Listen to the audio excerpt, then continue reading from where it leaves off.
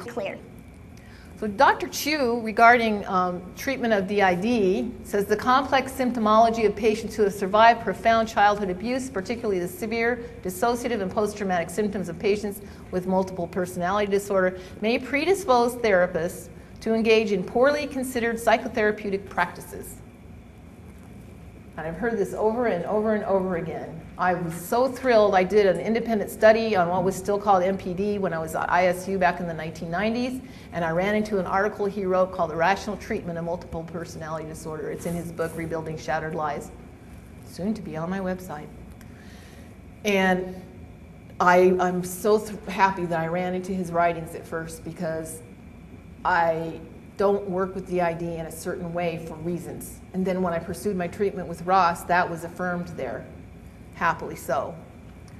So be aware of dissociation. It's a normal response to trauma. It's not only people with DID that dissociate. We all dissociate when we daydream. And I used to say I'd get in the car at Ames and drive to Des Moines and go, oh, I missed all the cornfields, because I had so much on my mind. But if a semi-truck was coming at me, I'd snap out of it and get out of the way.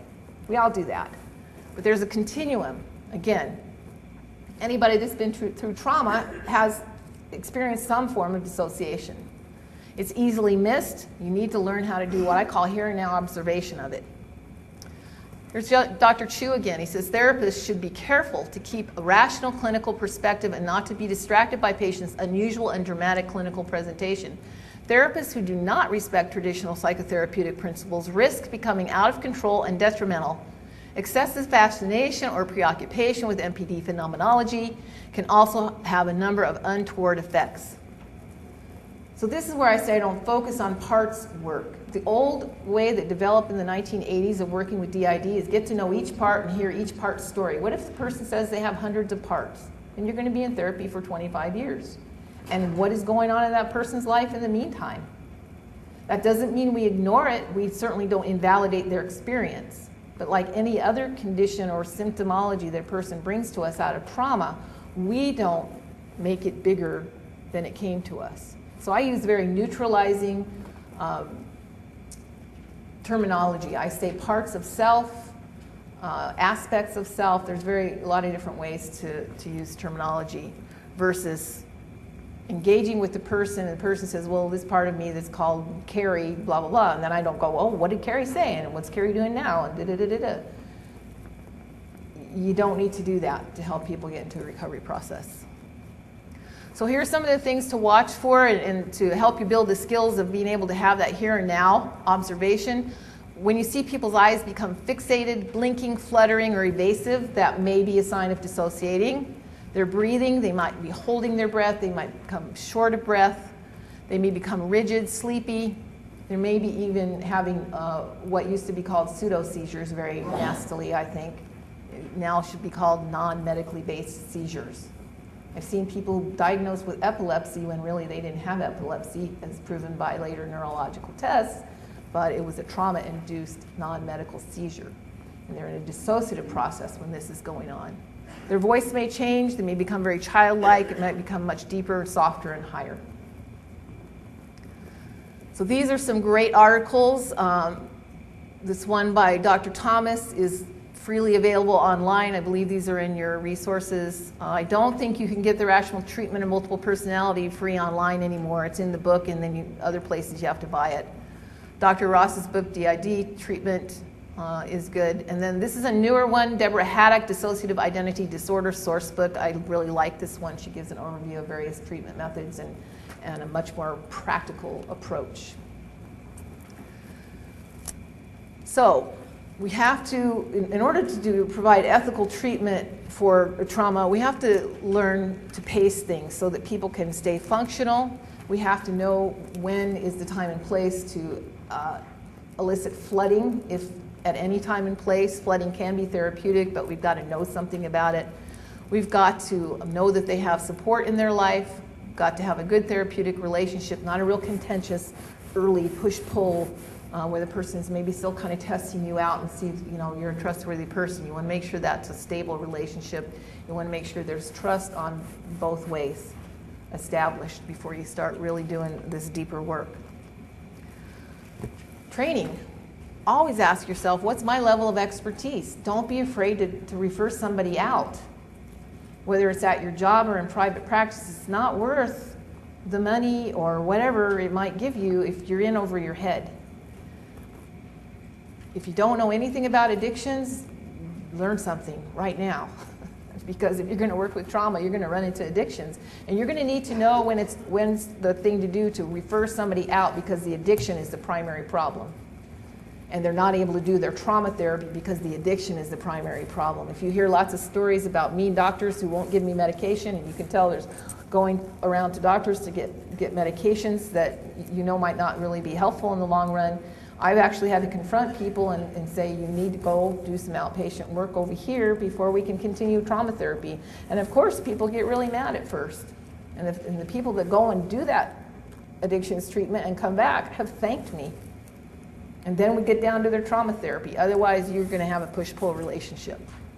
Keep up with current research within the scope of what you can do.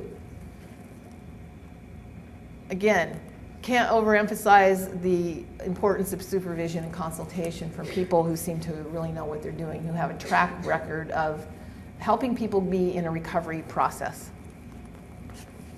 So what is somatic work? Somatic work is, we can say, is bringing the body into therapy. So there's a lot of somatic work out there, and I'm going to show you a very quick little video that's going to demonstrate why we need somatic work, not just talk therapy, in trauma work. Chased, and they tranquilize him so they could check him out, and that's for his good. But what the reason for looking at that is that's what happens when mammals are under stress.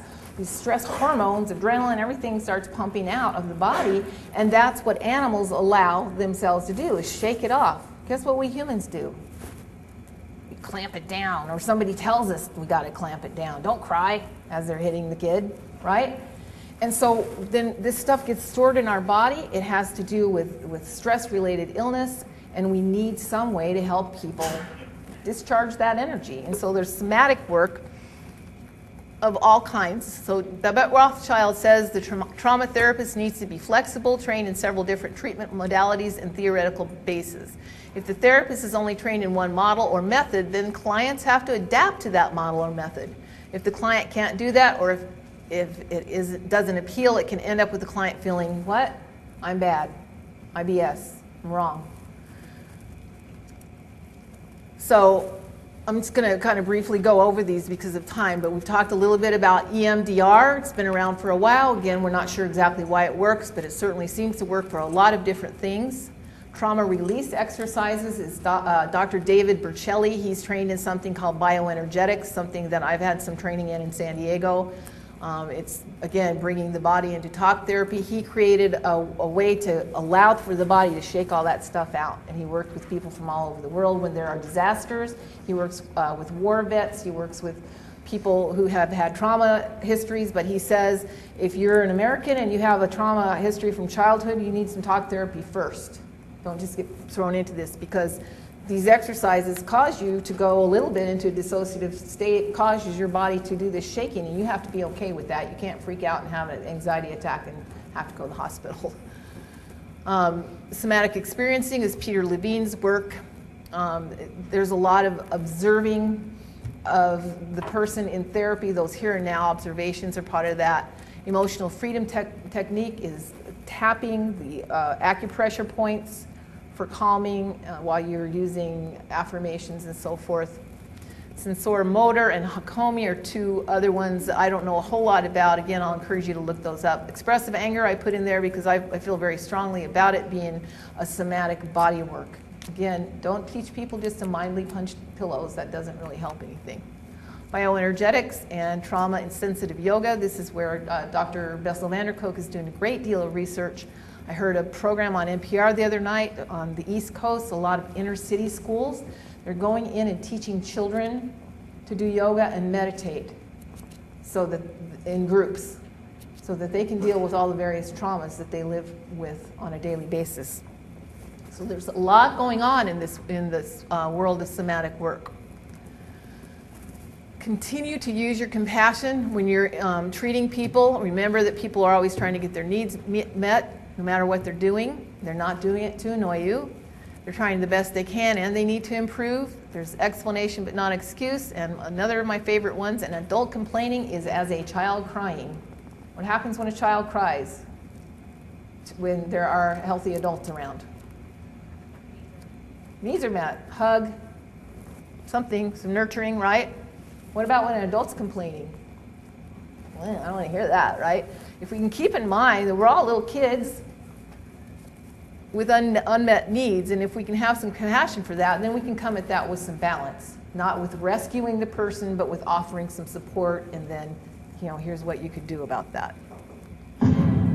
Oh, we're going to skip that till later. That's some fun that I use at the end. We need to go to number 4, number 5 now. So our next one is on special settings. And let's see. Because I couldn't come up with a better word. If anybody knows a better word, please email it to me. Many of these settings are settings that you work in every day. They're not special or different or unusual. We're going to look briefly at crisis work, shelter work, addictions work, support services, LGBTQ, multicultural refugee and torture, human trafficking, and military personnel. So what are we trying to do with this work? Well, we're trying to do exactly what SAMHSA says, reducing the pervasive, harmful, and costly health impact of violence and trauma by integrating trauma-informed approaches throughout health, behavioral health, and related systems, and addressing the behavioral health needs of people involved in or at risk of involvement in the criminal and juvenile justice systems. So that's where we'd really like to stop all this, so that people can get into their lives and not have to end up with their lives being in confinement and pain. So crisis work, the basics of crisis work. Is anybody here doing or have done crisis work? I know we had another one here. So crisis work is pretty different from private practice or agency work or hospital work. You're helping people in crisis, in stressful situations. They bring in a stressful situation, they're upset about something, any one of these areas, or usually several of them. They're having difficulty coping. They don't have the resources, or they don't have a perception that they have resources. They may not have education. They may not have experience in coping with these things with resources. The timing of the intervention is important. We need to assess their immediacy needs. Sometimes if you have sometimes people are homeless, you need to help them find at least a shelter, some place to sleep for the night. We need to be able to help them find resources and in the moment offer them reassurance, referrals, and maybe some education, but not overwhelm them. So I was told over and over and over again I could not do shelter or trauma work in crisis center. I was like, why? That's what they're all bringing, and nobody ever says anything to them about it, so they keep going round and round. So here's a little demonstration of how this can be done. My name is Kathy, and I'm going to be working with you today. I'm really glad I came in at the crisis center today.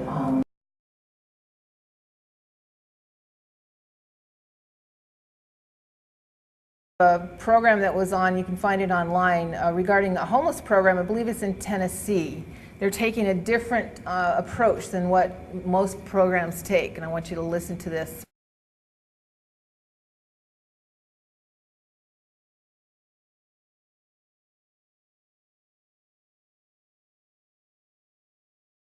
Why wouldn't you give people homes before you ask them to do that very difficult work of trying to withdraw from an addiction and then do the ongoing work with that, and then trauma as well? Because in order to recover and rehabilitate, people need safety. They need containment. They need connection and community. How are they going to get that when they're still on the street worrying about what they're going to eat that day? I have, by choice, recently returned to much larger cities where there are homeless people everywhere. It's a fact of life, and it's a part of the landscape. When I first moved back to Tucson after being in Ames and Des Moines for 20 years, I was like, why isn't this the headline? Why do we tolerate this? How can this possibly be? And then I ended up working in the crisis center and working with people and hearing their stories. And they're just people. A lot of them are young men who were in the foster care system who get dropped at 18 years old. They don't have education, they don't have jobs, they don't have any way to make a living, and they're just put out. And this is not a recovery process we're giving people. So to me, the program like this it's on the right track, whatever it takes. So anybody here work with homeless folks at this point? Have you heard about this approach? Yeah, we're actually doing it in the week before. That's wonderful to hear about. That's good. Fabulous. Wonderful. So we're going to go ahead now to addiction settings. Briefly, what's one of the main issues in addictions? Shame, right? So I'm a bad person, IBS.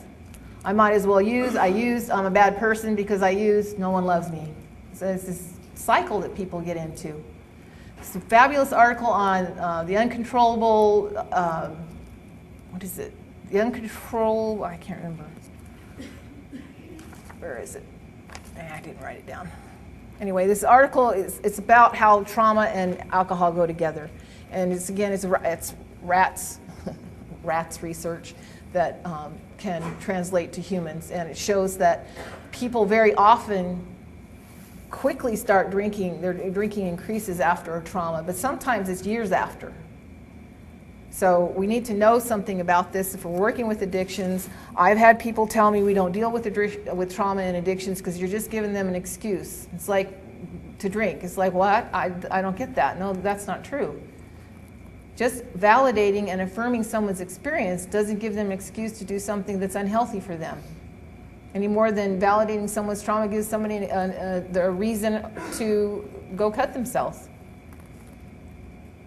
We're talking about a recovery process with this stuff. It includes addressing that shame. And I don't understand how can shame be addressed if we don't also look at victimization.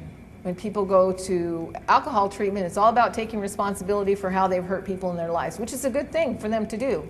But if we don't get to the other side of it, they're going to relapse and relapse and relapse and relapse. So there are people writing about this. There are a couple of really good books out there about trauma and addiction, and I invite you to keep an eye on my website because they're soon going to be there. Actually, all 4 of these will soon be there. We're going to go on to support services.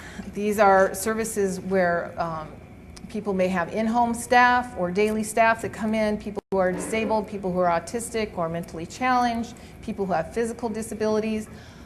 Dr. Nora Baladarian out of LA and her associates did a survey. They surveyed over, 1,300 clients and 2,200 family members and found these figures. 70% of clients reported abuse and 63% of the family members reported abuse. I participated in this survey and reported abuse that my son had received.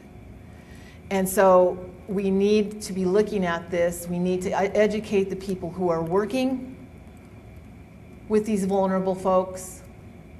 We need to address the trauma of the staff members that are getting hired to work with the vulnerable folks. Some schools are promoting trauma-informed teaching to their teachers so their teachers will understand the trauma response of their children that they're trying to teach. There are a lot of different programs going on. Dr. Bruce Perry writes extensively about the impact on learning of abuse and neglect. Prisons, there are some prisons that are actually providing treatment. A lot of them are women's prisons, some of them are men's prisons. So I believe these are listed in your resources.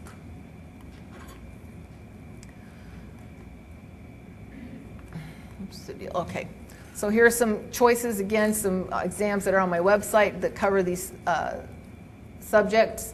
Seeking Safety is this curriculum that's been used in a lot of prison situations very successfully.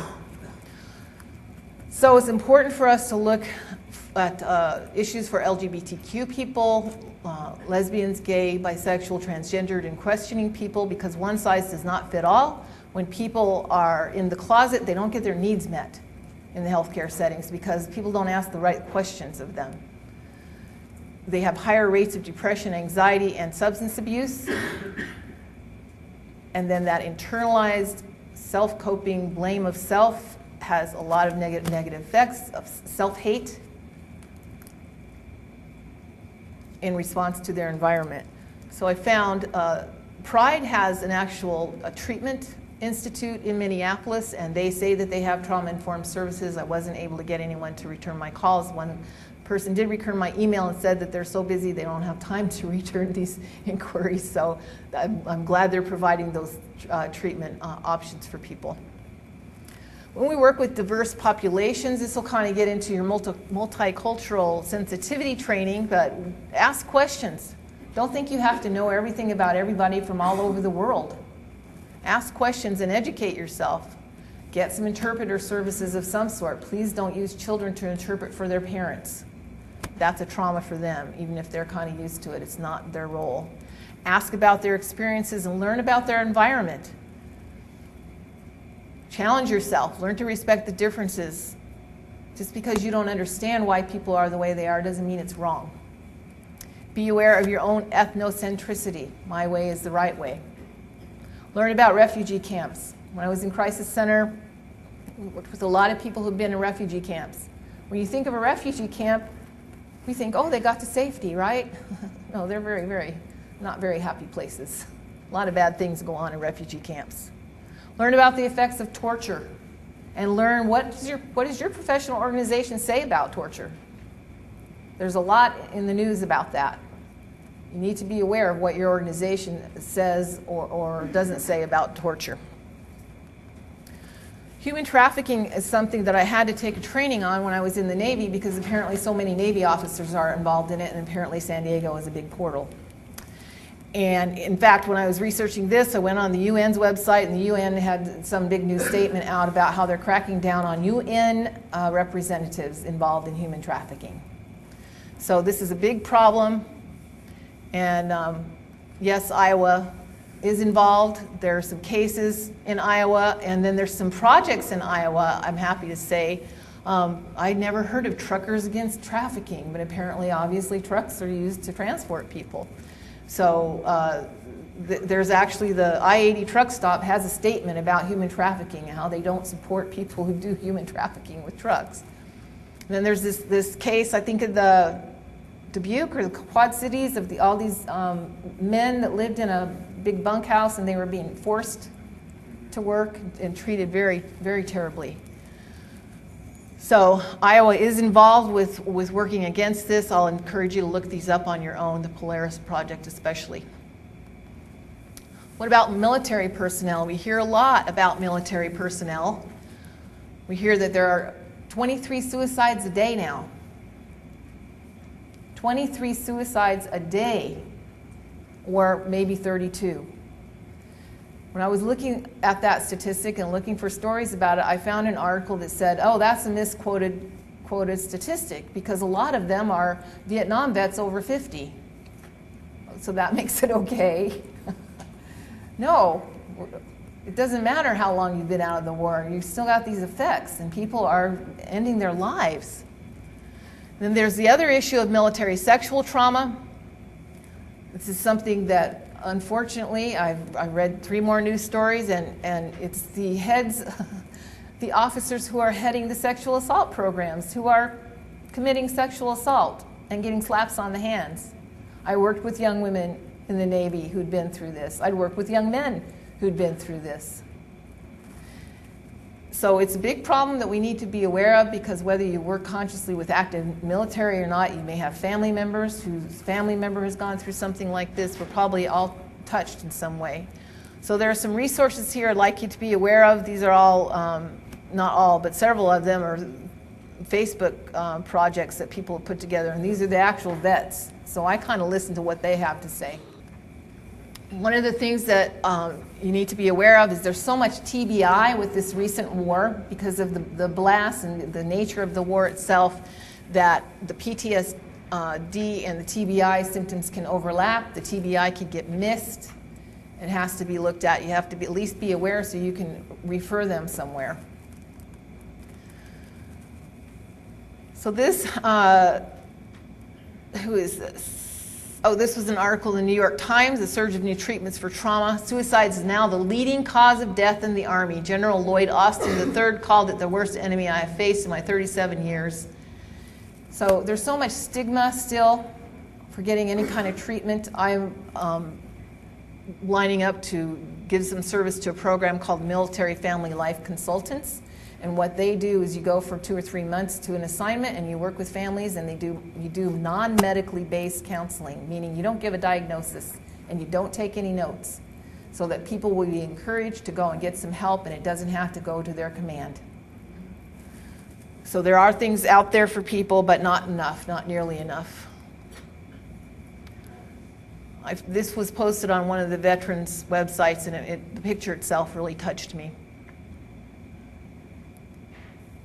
So this is something that the vets are dealing with when they try to get treatment at the VA. They say they're fed up with some things, so they're proposing this consent for treatment that says, I agree to inform the practitioner, I agree to inform and whatever, inform the patient of all potential side effects and dangers associated with the medication I prescribe. Further, I agree in the event that we need to cease use of this medication that it will not be taken away abruptly, and the patient will be given adequate time to transition so that they may minimize the effects of withdrawal. I agree to only use medications in a way that reflects the best practices supported by recent research. If ever I prescribe medication known to cause psychological changes which could result in the patient harming self or others, I will see the veteran no more than 2 weeks out from the date of the prescription. To this end, the veteran will be made aware of walk-in clinic hours and locations.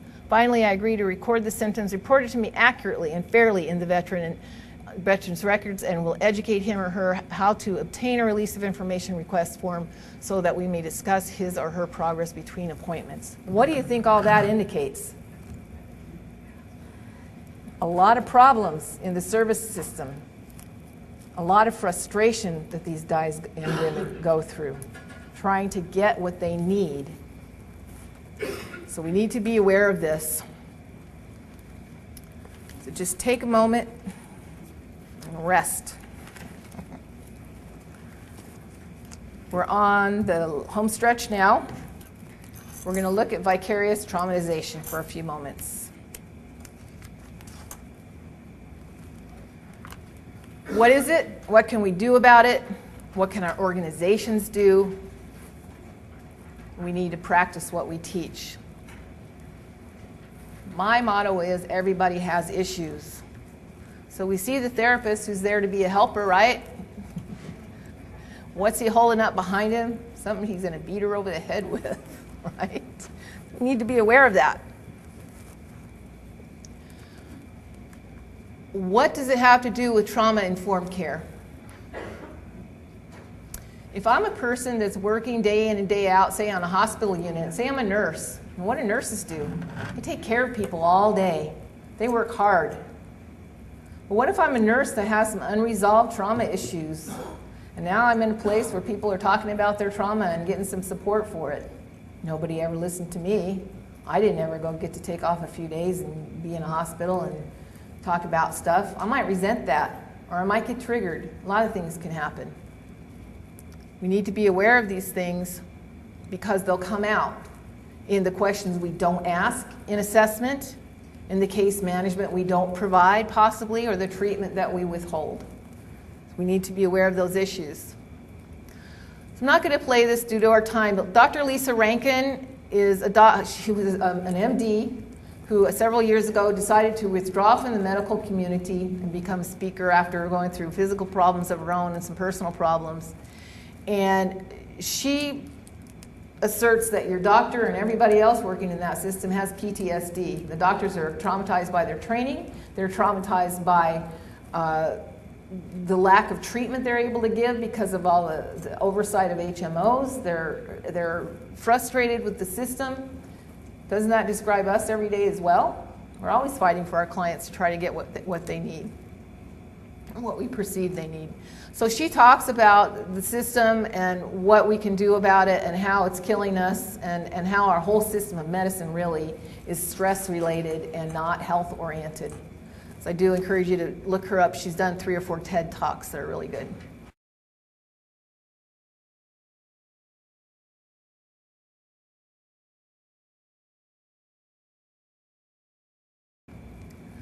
So vicarious traumatization is the transformation that happens to the care provider as he or she hears details of the patient's trauma events. It manifests in symptoms of post-traumatic stress, changed worldview, and cognitive schemas, meaning it has spiritual effects. We start disconnecting from the world. We start seeing the world as a scary place. We start seeing the world as a place we don't want to be anymore. It's a natural outcome of working with trauma clients rather than a pathological condition. And Lori Ann Perlman and Karen Sakvitny first wrote Trauma and the Therapist, Countertransference and Vicarious Traumatization in Psychotherapy with Incest Survivors almost 20 years ago. So when I went to Timberlawn Psychiatric Hospital in Dallas to do my practicum, I knew I would be hearing graphic details of abuse all day, and I couldn't wait. I wanted to do the work. But I wanted to also do a practicum project that would address that, so I did my practicum project on vicarious traumatization. So I went there, and here's this trauma treatment program. It had been there for 15 years at that point. Nobody in the program had ever heard of vicarious traumatization. There was no provision for briefing. There was no provision for dealing and helping with the clients. And believe me, it was the best training I could have ever done, but it's like working in one of those places. Chaos at times. I was the only therapist with 20 people in group at times, all diagnosed with DID, borderline, PTSD, you name it. It was good training.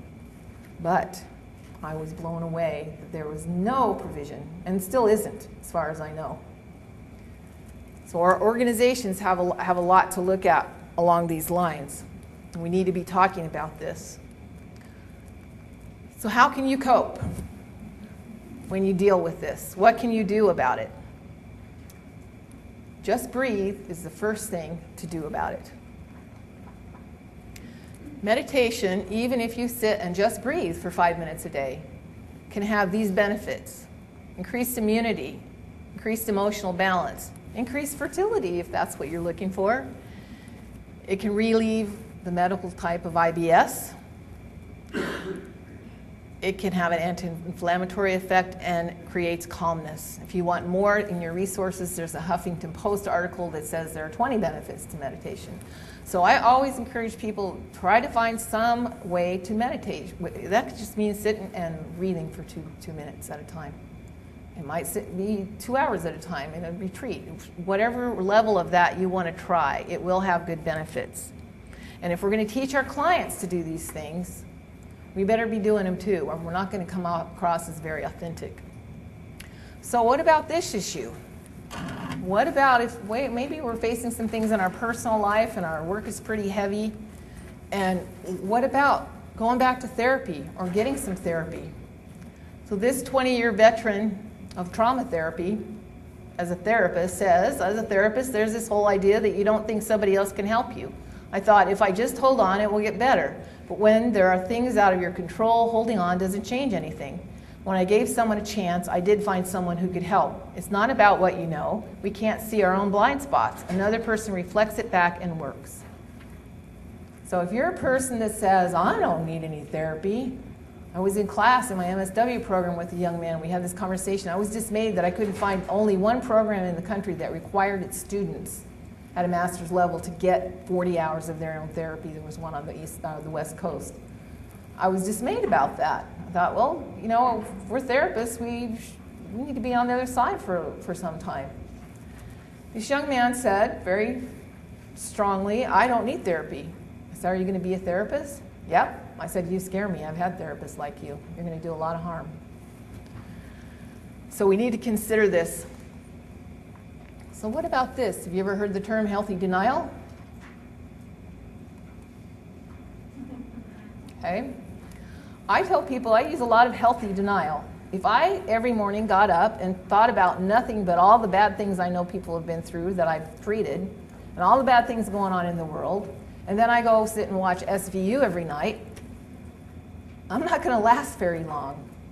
I used to be a person that would go see every single important movie. And then I started taking care of myself. Then I had a copy of Charlize Theron in the movie Monster. I knew that woman's story. I had a copy of it for 5 years and never opened it. Finally gave it away. I go see these movies now. So you have to find the ways, the things that affect you. I don't listen to the news much. I get some news. I'm not isolated from the world, but I don't spend my day in front of CNN. I don't like it when I go to a doctor's office and CNN is everywhere. I can't understand that. We need to practice and recognize that it's okay to have some healthy denial, because otherwise we're not going to last. We need to find balance. So we need to practice what we teach about self-care. Do you ask your clients, have you eaten today? Do you ask your clients, do you exercise at all? Do you ask your clients about their sleep? You probably do. What about us? We need to take care of ourselves physically, emotionally, spiritually, and psychologically, whatever that might mean. So what else can we do? Eat healthily, exercise, listen to music, play some music, singing. I read an article the other day about the emotional benefits of singing, even if you're singing along with your Beatles in your car like I do. There you go. Getting together with a group of people and singing, getting together with the family and playing. Oh my goodness, what is that they're doing? Does anybody know? I don't see any wires. I see no lights. What is it? Spending time with pets? Taking up a hobby? There was a happy person, right? I think that's the one person who probably had no trauma, or maybe lots, who knows. Go for a walk. Get reconnected to your culture, and in general, find ways to celebrate your life, because that's what this is all about, right? Of course it is. Why are we doing this otherwise? So we're at the end. Oh my goodness, I left plenty of time. Isn't that fabulous? We're at the end of the presentation. So what I'm going to do right now is tell you a little bit about the end of my story, or the next part of my story. This is my way of being authentic and letting you know why I'm so passionate about trauma-informed perspective, because before I even had words for it, this is how I was thinking. So after some life events, including a hospitalization for an attempt on my own life, I was in a hospital for 3 days, intensive care 3 days, and a hospital for 3 weeks. I'd coped for years with depression and received several diagnoses. I'd coped with panic attacks. And when I was in college, math, algebra, and statistics classes really triggered these when I started college at ISU. During one episode of ISU, I reached a bathroom during the middle of a panic attack, as I usually would, and I isolated myself in a stall. And I started the hyperventilation, and I was doing this, and I was doing that, and there would always be a point at which then it went over and I didn't have control over it anymore. And for some reason that day, I took this really deep breath, and I heard myself say, oh no, no, no, I'm going crazy again. And I heard myself say, but I don't have to if I don't want to. And that was like an epiphany. I had never said that to myself before. That was because I took a breath, so that's why breathing is so important. This really helped me continue on. It was a turning point. As well as understanding I didn't have to get an A in statistics, a C- was just fine. But I recovered, and I recovered because I began to run into things I read. I began to run into healthcare providers that helped me put some dots together and helped me understand. I was on all kinds of medication. I've not been on any medication for over 20 years now. So this is why I'm so adamant about this. If I hadn't run into some of the things I did and been open to changing my mind in some ways, I would either not be here or I'd be one of your clients, probably on Social Security, kind of living a subsistence existence. And now I'm doing this. I've been working for 20 years. I'm a tax-paying citizen most of the time. I've worked at all these places. I've learned to become my authentic self. And that's what your clients can do.